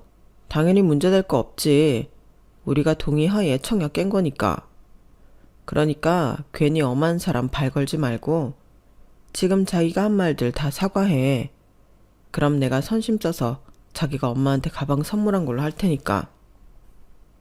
선심 써서라고 했니? 너 그거를 다시 배워야 할 것 같은데? 선심 쓴다는 말은 이런 경우에 하는 말이 아니야. 네가 뭘 베풀었다고 선심을 써? 내 돈으로 가방 산 걸 네 선물이라고 퉁치는 거니까 선심이 맞지. 그 청약에 내 돈은 없니? 대체 왜 이렇게까지 막 나오는 거야? 아니, 남은 돈은 다시 통장에 넣을 거야. 안 건들 거라고.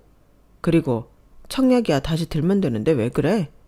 그러게, 애초에 당신이 우리 엄마한테 가방 사줬으면 됐잖아. 너 우리 엄마한테 800만 원 하는 명품 가방 사줄 수 있어? 지금 당장 말해봐. 벌써부터 눈빛이 흔들리지? 지금 네가 느끼는 마음이 내 마음이야. 너무 솔직해서 민망하지? 아니, 네가 우리 엄마한테도 그렇게 했으면 아무 말 안 해. 그런데 너무 내로남불이잖아. 너희 엄마한텐 내가 명품백 사줘야 하고 네가 우리 엄마한테 하는 짓은 대체 뭐지? 너 명절에 가면 거실에 내내 앉아만 있잖아. 그리고 우리 아빠 투명 중인 상황에 네가 얼마나 자주 갔어? 한 달에 한 번은 갔니? 그게 시한부 판정받은 장인어른한테 할 짓이야? 그건 내가 바빠서 그런 거고, 그리고 처갓댁은 다른 지역이잖아. 그래봤자 고작 2시간이야. 주말에 시간이 없어? 골프 갈 시간에 좀 가주면 안 되니? 나는 매주 가. 매주 가서 아빠 얼굴 보고 와. 네가 운전은 안 해도 옆에 같이 탈 수는 있잖아. 그때 결혼생활 3년 동안 쌓아왔던 저의 불만은 본물처럼 터졌고 남편은 그물에 익사해 아무 말도 하지 못했어요. 저희는 그렇게 한참을 감정적으로 싸우다 결국 새벽에 이혼을 하자고 합의를 봤어요. 더 이상 부부 생활을 못할 것 같더군요. 그리고 각자 부모님에게 이혼을 하겠다고 그 결정을 말한 뒤에 합의 이혼 절차를 밟았어요. 이혼 과정에서 서로의 부모님에게 연락이 오지 않게 하자는 약속은 지켜졌어요. 남편은 어떻게 했는지 모르지만 남편에게 전화를 하려는 엄마를 뜯어 말렸죠. 엄마, 내 얼굴을 봐서라도 그 사람한테 전화하지 마요. 엄마가 그 사람한테 전화하는 순간 내 얼굴에 먹칠하는 거고 내 얼굴 피딱지 않게 하는 거야. 나랑 그 사람이 진지하게 고민해서 내린 결정이고 변함은 없어요. 그러니까 전화하지 마세요. 그렇게 저희 부부는 조정기간을 걸쳐 완벽한 남남이 되었어요. 3년 동안 아이가 생기지 않은 것이 참 고민이었는데 아이가 없으니 이혼이 나름 간편하더라고요. 그렇게 2년이 흘렀어요. 2년이 흐른 뒤 저는 혼자만의 생활에 적응을 했지만 이상하게도 한이 맺혀서 제 속을 괴롭게 했어요. 제 한은 여름에 서리를 내리게 할 정도로 깊었어요. 그리고 그 서리는 겨울까지가 바닥을 꽁꽁 얼게 만들었죠. 한 번뿐인 저의 결혼식이 실패로 끝났다는 사실이 저를 견디지 못하게 했어요. 저는 저 스스로를 완전한 패배자로 만들었고 낙인시켰고 굴복했어요. 게다가 시어머니가 완전히 이혼을 하고 나서 문자가 여럿 왔어요. 앞서 말했듯이 저한테 저주를 퍼붓는 내용이 다수였고 저는 그 문자로 머릿속이 멍해지고 정신이 나갈 것 같았죠. 그리고 저희 시어머니가 발이 매우 넓거든요. 모임도 사실 사모님 모임 말고도 여럿 있어요. 거기서 무슨 이야기를 나르고 날랐는지 사람들이 제가 불임이어서 이혼을 당했다고 생각하더라고요. 제가 백화점에서 일을 하잖아요. 사람들을 많이 마주치는데 같은 백화점에서 일하는 직원뿐 아니라 모르는 사람들도 저를 보고 수군거렸어요.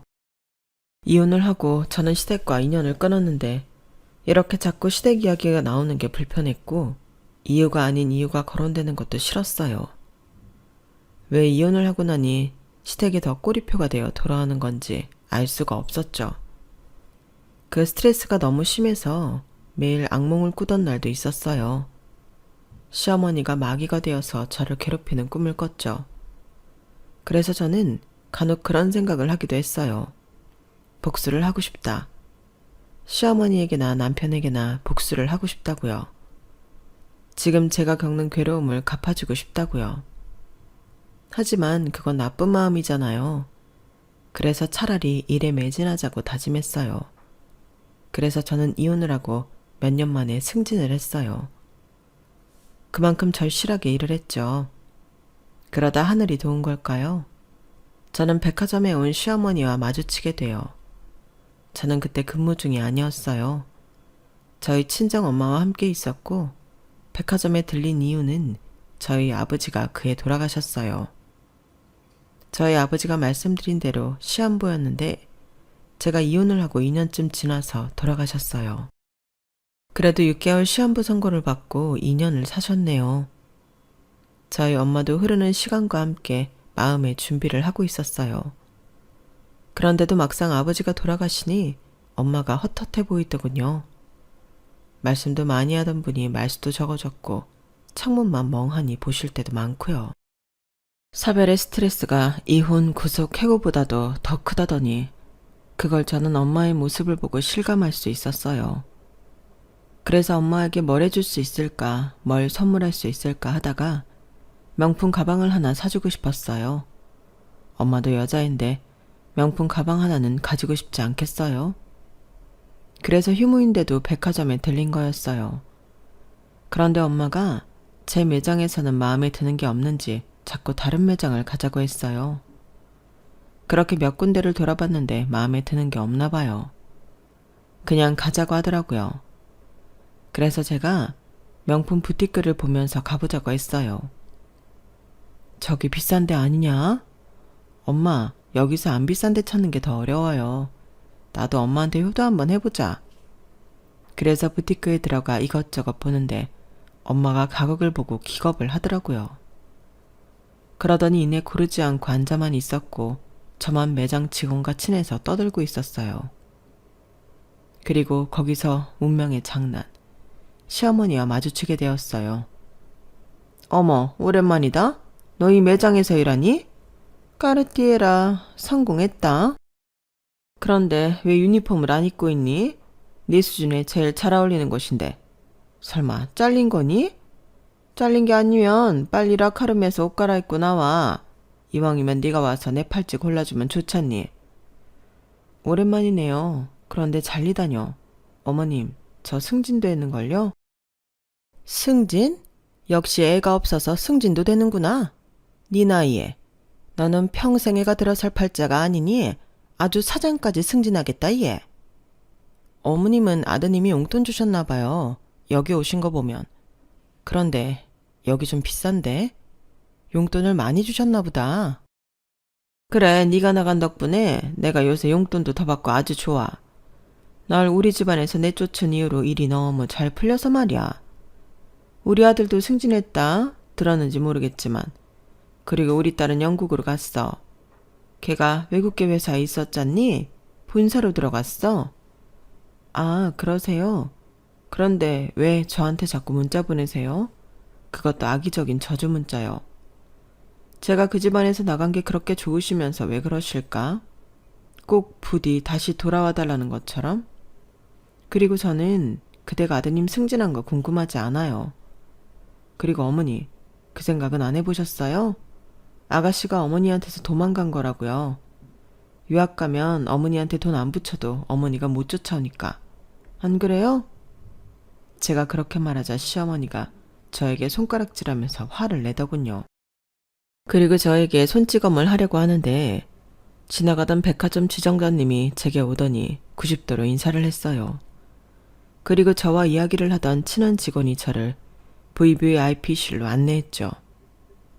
아마 저를 도와주고 싶어서 그랬던 모양이에요.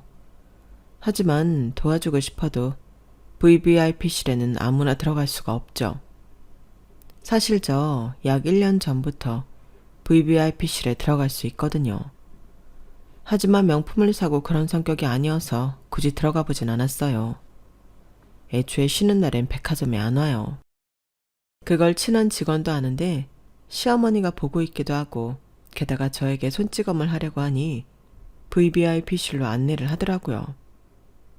친한 직원이 밖을 살피며 저와 엄마를 안심시켰어요. 지금 조용히 있어봐. 경비 아저씨들 오고 있어. 와, 장난 아니게 소리 지른다. 들리지? 끌려가고 있어 지금. 그리고 밖에서 시어머니의 난리치는 목소리가 들렸어요. 이거 나! 내가 누군 줄 알고? 이거 안 나? 당장 방금 들어간 애 잡아와. 나 말고 걔를 잡아오라고. 내가 지금 당장 걔한테 들어야 할 말이 있다고. 그러니까 빨리 내가 아니라 저 여자를 잡아오란 말이야. 그리고 시어머니는 백화점 밖으로 쫓겨났어요. 목소리가 서서히 들리지 않더라고요. 기차와 통을 삶아 먹었나? 노인네가 기운도 좋다. 너도 다 들었지? 고마워. 이렇게 하는 방법은 생각하지 못했는데 처세술 좋다. 일하면 그렇지 뭐. 너도 그렇잖아. 너희 전 시어머니 무섭다. 어떻게 시어머니를 두고 살았어? 그냥 어쩌다 보니 그랬지. 그래도 벗어났잖아. 그게 중요한 거 아니겠어? 벗어나긴. 너 아직도 소문에 괴로워하는 거 내가 모를 줄 알아? 정말 저 놓친 애도 웃겨. 어디 함부로 그런 말을 해. 그리고 요즘 시대에 불임이어도 함부로 말하면 안 돼. 그건 그렇지. 조심해야 하는 문제지. 그래도 덕분에 고마워. 잘 넘어갔어. 네 덕분에 이 매장 VVIP실에도 다 와보고. 우리 사이에 무슨. 그런데 너 이제껏 VVIP면서 한 번도 여기 안 들어와 봤어? 야, 남들은 하고 싶어도 못하는 VVIP인데 너무한다. 남들이 들으면 배 아파할걸? 그나저나 너 언제까지 일할 거야? 이제 안 해도 되잖아. 결혼 날짜 잡았다고 하지 않았어? 이혼을 한 지 얼마나 됐다고 결혼 날짜라니 의아하신가요? 사실 일이 이렇게 될 수 있었던 건 이혼을 한 저에게 찾아온 새로운 행운이자 사랑 덕분이에요. 저는 오는 8월 퇴직을 앞두고 있어요. 그리고 그때부터 결혼 준비를 시작해 내년 5월에 결혼식을 올려요. 인생의 결혼식은 한 번뿐인 줄 알았는데 제가 두 번째 결혼식을 준비하고 있네요. 일이 어떻게 된 건지 궁금하시죠? 때는 이혼을 하고 반년 뒤 백화점이에요. 저는 근무를 하고 있었어요. 그때 한창 일에 매진해야겠다고 생각해서 열심히 근무 중이었죠. 그런데 제 퇴근 30분 전에 백화점에서 소동이 벌어져요. 어떤 할머니가 양말에 문신이 가득한 남자의 지갑을 그의 주머니에서 뺏은 거예요. 그래서 그 남자가 할머니에게 삿대질을 하며 소리치고 있었어요. 그런데 다른 직원에게 들으니 저희 매장 빼고 전부 다 들어가서 물건을 만지려고 하고 작은 소품을 주머니에 넣고 그랬다고 하더라고요. 그리고 지나가는 사람들에게 괜히 시비를 걸고요. 네가 내 돈 훔쳤지? 우리 집엔 왜 찾아온 거냐? 이런 식의 말도 안 되는 말을 했대요. 그래서 직원들이 미친 할머니니 경찰에 신고하자고 하더라고요. 그런데 딱 보니 치매에 걸린 할머니 같았어요. 그리고 저에겐 할머니 발목에 있는 발찌가 보였어요. 그래서 저는 사람들을 헤집고 할머니에게 갔어요. 그리고 일단 경찰에 연락하지 말라고 했어요. 할머니 다리에 치매 안심 발찌가 있다고 사람들에게 알렸죠. 아무리 그래도 경찰에 신고하는 게 빠르죠. 간편하기도 하고요. 그리고 이 할머니가 제 발로 나온 게 아니라 내쫓긴 거면 일이 복잡해져요. 어디서 보호하고 있을 건가요? 경찰에 신고하는 게 맞아요. 그래도 일단 발찌에 적힌 번호로 연락을 드려야 하지 않겠어요? 보호자가 경찰에게까지 가는 걸 원하지 않을 수도 있잖아요. 그래서 발찌가 있는 거 아니에요? 그런데 저렇게 경계하고 있는데 발목에 발찌를 어떻게 확인할 건데요? 안전요원의 말이 맞긴 했어요. 할머니는 잔뜩 몸을 웅크려 아이스크림을 먹으며 사람들을 경계하고 있었거든요. 일단 제가 대화를 안심시킬게요. 그리고 발찌의 번호 확인한 다음에 보호자에게 전화드릴게요. 무슨 일 생겨도 전 책임 못 집니다. 괜찮아요. 그래도 할머니인데 무슨 일이 있겠어요. 무슨 일이 생기면 만일 발찌가 안심 발찌가 아니면 제가 보안팀에 연락드리거나 경찰에 직접 신고할게요. 지금 할머니께서 너무 불안하시고 경계가 심한 상태라 급하게 이동하는 것도 어려울 것 같아요. 그래서 퇴근을 한 저와 할머니는 백화점 내 카페에 앉아 아이스크림을 한참 먹었어요. 할머니는 아이스크림이 녹아 액체가 될 때까지 드셨어요. 그리고 할머니는 숟가락을 내려놓으시더니 천진난만하게 발을 대롱대롱 흔들었죠. 발을 대롱대롱 흔들면서 노래를 불렀어요. 엄마가 섬그늘에 굴 따러 가면 이런 노래를 부르기도 하고 나비야 나비야 이런 노래를 부르기도 했어요. 그러면서 맑은 눈으로 저를 보더니 집에 가자고 하더군요. 할머니, 집이 어딘지 기억나요? 그건 주영이 네가 알지. 내가 웃지 않어. 할머니, 전 주영이 아니에요. 주영이는 누구예요? 손주? 아니면 아들, 딸? 손녀. 너는 네가 손녀인지 손자인지 딸인지 아들인지도 모르냐? 젊은 애가 왜 그럴까? 공부를 너무 많이 해서 그러냐? 아직도 네 애미가 공부를 많이 시키든? 할머니와는 도통 말이 되지 않았어요. 소통 불가능했고 방법은 안심 발찌를 확인하는 수밖에 없었죠. 하지만 그것도 어려웠어요. 제가 테이블 밑으로 가 할머니의 바짓단을 올리려고 하면 할머니가 발을 휙휙 흔들면서 저를 위협했죠. 하지마, 하지마 주영아. 그런 건 어디서 배웠어? 할미가 맴매한다? 저는 더는 방법이 없나 절망했어요. 그러다 생각난 것이 할머니의 경계를 허물어야 한다는 거예요. 그래서 저는 할머니의 손녀 주영양인 척했어요. 할머니, 아이스크림 맛있었어? 다음엔 뭐하고 놀까? 오늘 집에 들어가지 말고 나 할머니 집에서 잘까? 제가 그렇게 말하자 할머니의 동공이 커지면서 할머니가 고개를 끄덕였어요. 아이스크림 맛있었냐? 주영이 네가 좋아하는 딸기 맛은 없어서 초코 맛으로 사왔는데 입에 맞디? 이제 뭐 하고 싶냐? 할미는 주영이가 좋아하는 건 다 좋다. 오늘 집에 들어가기 싫걸라. 할머니가 네 엄마한테 말해서 할머니 집에서 재우겠다고 말해주마. 그럼 할머니랑 꼭 껴안고 자자. 할머니가 자장가도 불러주고 내일 아침에 네가 좋아하는 떡국도 끓여주구마. 할머니는 그 말을 시작으로 손녀인 주영양에 대한 이야기를 했어요. 할머니 손녀인 주영양은 할머니 기억 속에서는 7살로 단발머리에 양뺨에 주근깨가 있고 빨간색 멜빵 원피스를 입을 때 그렇게 귀여우며 메론빵과 하얀 우유를 좋아하고 수학을 잘하고 노래 부르기를 좋아하고 제 엄마보다 제 아빠를 많이 닮았어요. 할머니는 차근차근 천천히 주영양에 대해 이야기를 하면서 틈틈이 저에게 맞지? 그렇지? 하며 대답을 바랐고 그때마다 저는 꼬박꼬박 대답을 해줬어요. 할머니는 주영양의 이야기를 할 때 아이스크림을 먹을 때보다 행복해 보였어요. 그 모습을 보니 참 사람이 늙는다는 게 슬프기도 하고 그럼에도 가장 소중한 기억을 가지고 산다는 게 대단하기도 하고 그랬어요. 그렇게 몇 시간을 할머니와 대화를 하다 보니 나중엔 할머니가 잠들더라고요. 아주 고온히 잠드셨어요. 이때다 싶어서 테이블 밑으로 가 안심 발찌를 확인했어요. 다행히 번호가 적혀 있더라고요. 저는 적혀 있는 번호로 전화를 했어요. 처음엔 통화음이 가다가 음성 사서음으로 연결된다는 안내음이 흘렀어요. 두 번째도 그랬고요. 그러니까 불안하더라고요. 정말 보호자가 할머니를 버린 게 아닌가 싶어서요. 그런데 세 번째 전화가 연결되었어요. 여보세요? 아, 네, 지금 할머니 한 분은 보호 중인데 보호자신가요? 제가 그렇게 물으니 전화를 받은 상대방이 안도의 한숨을 길게 쉬더라고요. 그리고 저에게 묻지도 않고 따지지도 않고 고맙다는 말만 반복했어요. 그 뒤에 장소가 어디냐고 물었죠. 그런데 제가 백화점이라고 말하니 다시 한숨을 쉬더라고요. 아까의 안도와는 다른 종류의 한숨이었어요. 저는 일단 기다리겠다고 하고서 보호자를 기다렸어요.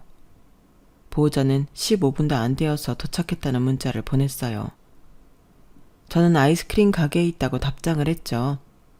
그 사람은 백화점을 빠삭하게 아는지 금방 찾아오더라고요.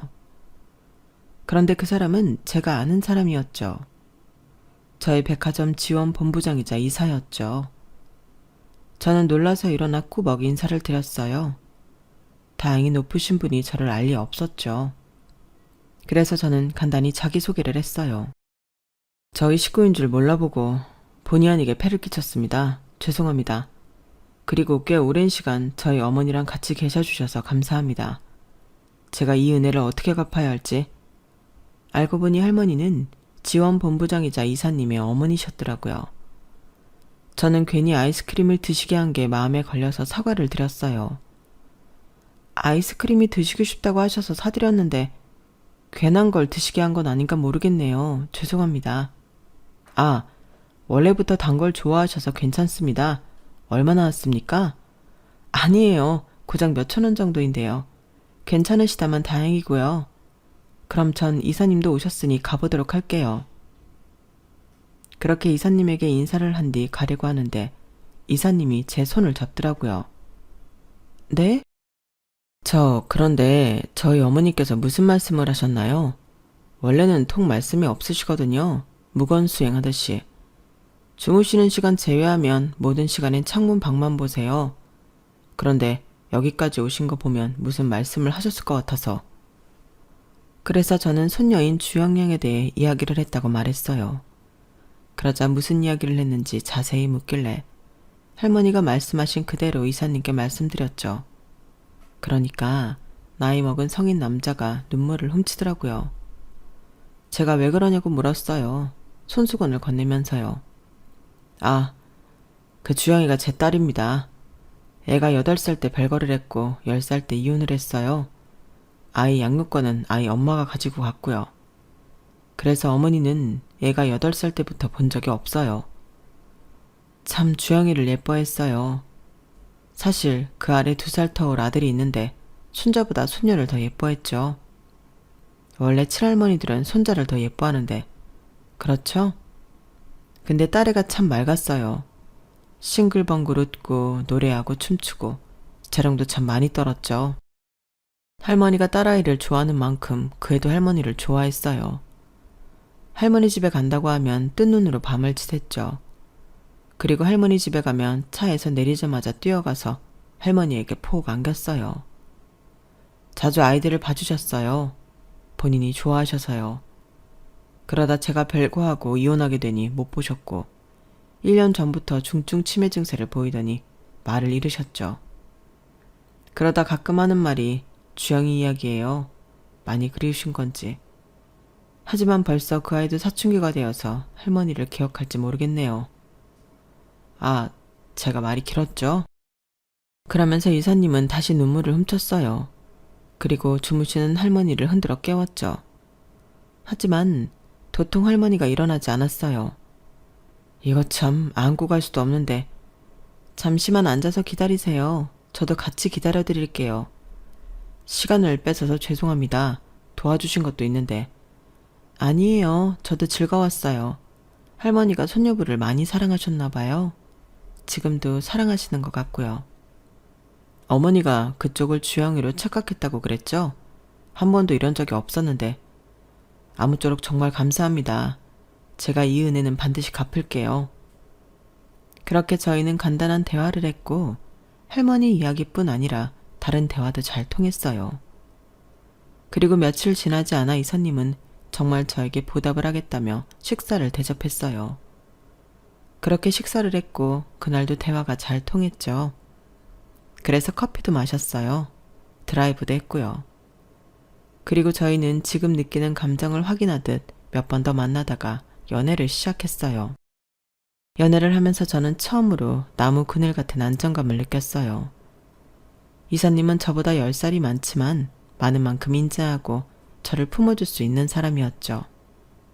그리고 이사님은 제가 자기 부모님에게 잘하는 만큼 저희 부모님에게도 잘했어요. 내로남불이지 않았어요. 저희 아버지가 돌아가셨으니 이제 엄마가 혼자 사시잖아요. 그러니 마당에 CCTV도 달아주고 도어락도 설치해주고요.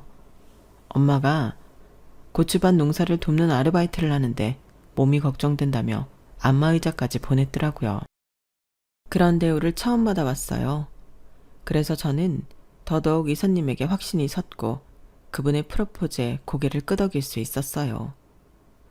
그리고 제가 백화점 VVIP가 된 건 이사님이 본인이 필요한 것들을 사면서 제 이름으로 적립을 했기 때문이에요. 제가 필요 없다고 했는데 언제 쓸 일이 생길지 모른다며 해놓겠다고 하더라고요. 지점장님이 제게 인사한 이유도 제가 이사님 애인이자 예비 신부임을 알고 있기 때문이고요. 배우는 이래요. 그리고 제가 위협을 당했다는 사실을 알고 걱정이 된 이사님이 저와 엄마를 데리러 왔는데요. 그 앞에 시어머니가 서 있는 거예요. 너 이게 뭐 하는 짓이니? 아주 내 얼굴에 먹칠을 할 작정이야?